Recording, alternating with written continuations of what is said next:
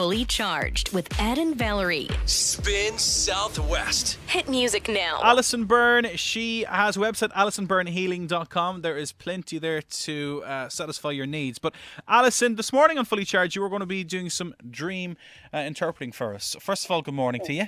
Good morning, and thank you for asking me, and this is great. You're welcome.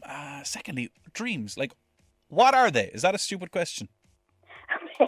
No, there's nothing stupid when you come to the dreams. There's so many different reasons why we dream, but the most common one is to process whatever has been happening in our lives.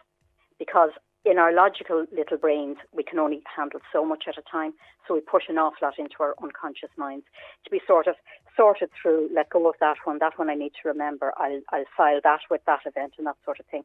And all that happens during the night.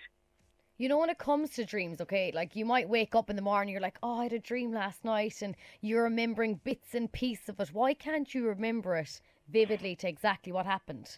Because you don't need to. The purpose of remembering the dreams is if there's something there that is still helpful for you during your waking hours. So in other words, if you were halfway through working out something and there's clues in the dreams as to what your next steps are, well, then you'll remember those bits. Well, but the thing is, you won't remember them for long. You have to write them down if you want to really hold on to them. I mean, there's no surprise. Certainly lately, the world is a changing place, and people's dreams, we've been reading articles non-stop that people's dreams have been affected by COVID-19 and etc. We have got various messages in this morning, a few of them. What we're going to do is we're going to go to some now, and if anybody else has any more, as you're listening to this, feel free to send them in. First of all, Eric, he's in Killarney this morning. He says, so for the past few nights, I've had difficulty getting a good night's sleep. I often wake up in the middle of the night gasping for air. It's like I can't breathe. I then go back to sleep, but the same thing could happen again in an hour. What's all this about? Well, the first thing I'd say to anybody like that is look at the medical and the practical side first. And if he then decides or realises that there's nothing physically causing it, it is probably what's he's trying to process all the stress that's around at the moment, and instead of it going into, okay, well, I can cope with that during his analysis and processing, it's more, oh gosh, no, what will happen? Will I be able to breathe? Because one of the big symptoms of the corona is not being able to breathe. And then it's putting that thought into his mind, and then his body is taking it on and producing the not breathing. So, you know, first definitely look at the medical side. But if not, what I would say to him is going asleep, to say to himself, I breathe easily during the night, and to do something nice for himself before he goes to bed, you know, something to relax and unwind and calm down, rather than watching the news.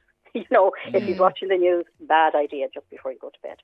So we have another one here, and I think this is the one that this came in. This is something that's been happening to me, right? Her name is Marie. She's on Instagram.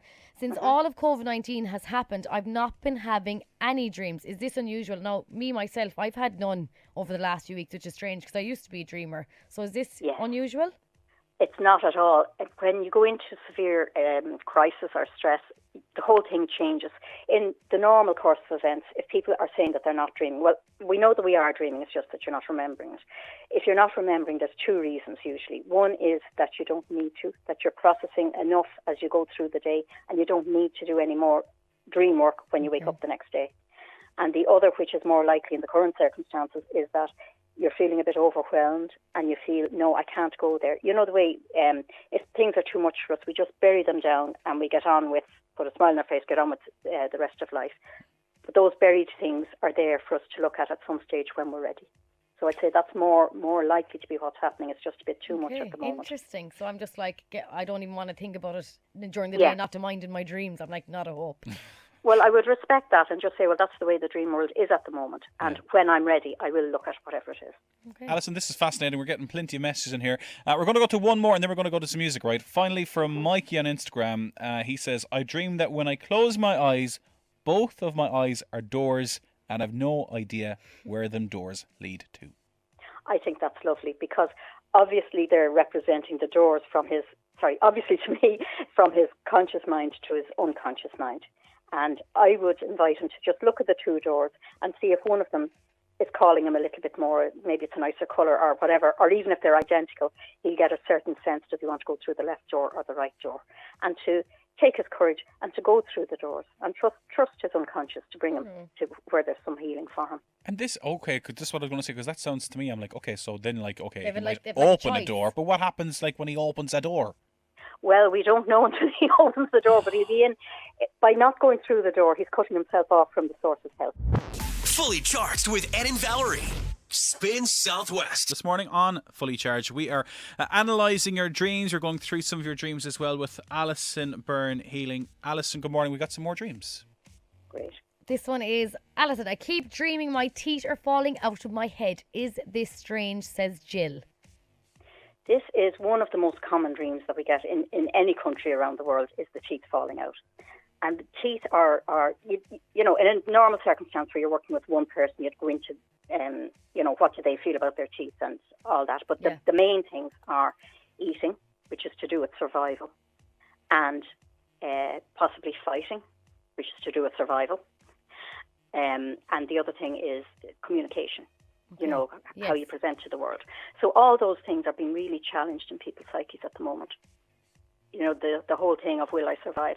And particularly the smiling part, because while we're told to distance, there is more communication in every other way. And I know the people are smiling at strangers they wouldn't have necessarily smiled at before. So it's all, again, I keep using this word processing, but it's getting used to and kind of filing away what's happening at the moment. So it's not like we're going to fall and we're going to knock all our teeth out of our head. No. No, the dreams aren't that literal now. That's why we have to interpret them. Okay, fair enough. And look, that is your job. That's why we need you. Yeah. Another one here, actually. I do quite like this one. You'll tell us, I'm sure, if it's good or bad. But hey, lads, I had a dream last night that my best friend won the lotto and bought me a brand new car, but the reg was 2028. I text her straight away this morning to do the lotto and to set a reminder to do it again in 8 years' time, just to be safe. Fingers crossed. Does this mean anything, and especially the year 2028? I love a positive dream like that. Yes, it's uplifting, and it's also saying that this person is projecting herself forward and sees good things in the future, which is what we want, because there's a lot of people in chaos and depression at the moment. The fact that her best friend bought her a car, the car is a symbol of going forward. I mean, you go on every journey in your car, you know, so it's a very positive gift that the friend bought her. But I'm real interested in the 2028, because 28 days is 4 weeks, and we're about 4 weeks into this at the moment. So I think that's probably just a part of that, just acknowledging it coming into the dream. But overall, whoever this is managing great and looking forward. Well, her name is Niamh, so that's good news. That's Great. good. Great to hear. Do we have time to squeeze in one more, or are we being really cheeky? Go ahead. We have one here. I also dreamed I was walking along the side of a busy highway with a rucksack on my back at a different point during the night. I always have this vivid dreams. Okay, so if it's somebody who always has the dream, it's not just to do with the corona. And I'd like to talk to the person to find out how they feel, because it's so important. Walking along, obviously, they want to move forward in some way from where they are in their life. Knapsack on their back, they're prepared for it, they're ready for it, they're not just doing it, you know, chaos. But I'd like to know if they're comfortably dressed, are they upbeat or are they downtrodden, what the weather is like. All that would lead towards what area of your life do you need to move forward. If it's a recurring dream, it's time to do it. More information is what you need. Yeah. Look, Alison, if anybody else who wants to check yourself out online or anything like that, you are also, am I correct in saying you're doing like online courses or something? Yeah. Yes, well, that's what I'm developing at the moment, is an online dream interpretation course. So sometime this year I'll have that ready and up on the market. But I have the website on Facebook, AlisonByrneHealing.com. Lovely. And there's lots of things there. And I just mentioned that I do, just because, as I'm here, I do distant healing, because if people are feeling too much pressure, they may be looking for something to help. And I'm doing it over video calls and that at the moment. Brilliant. Alison, I mean, we could talk to you all day. You're absolutely amazing to interpret those dreams. There's so many coming in. But we might get you on maybe in a couple of weeks' time as well to help some more people out, all right? That'd be great, because they're fascinating. Thank you so much, Alison. You were great. Thank you for having me. Thank you. Lovely. All right, there you go. AlisonByrneHealing.com. Check out the website. Flying in now, but we will try get Alison back on, because I know a lot of people would like their dreams to be interpreted clearly by the messages coming in. Fully Charged with Ed and Valerie. Spin Southwest. Hit music now.